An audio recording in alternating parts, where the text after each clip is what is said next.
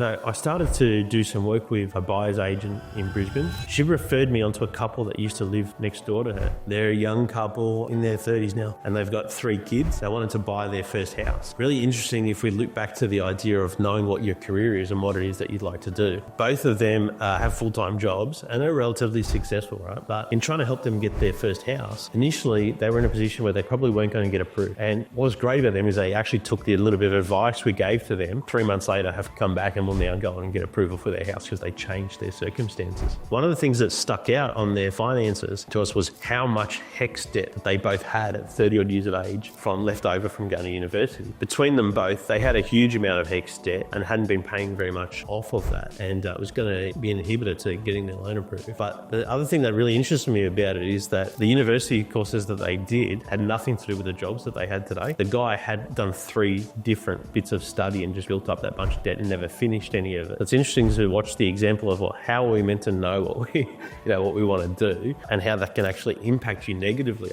in life. Whereby if he had maybe trusted himself and gone into the industry that he's in now early on and just worked through it, he might not have had that HECS debt and may have even had the house that he wanted for his family a little bit earlier on.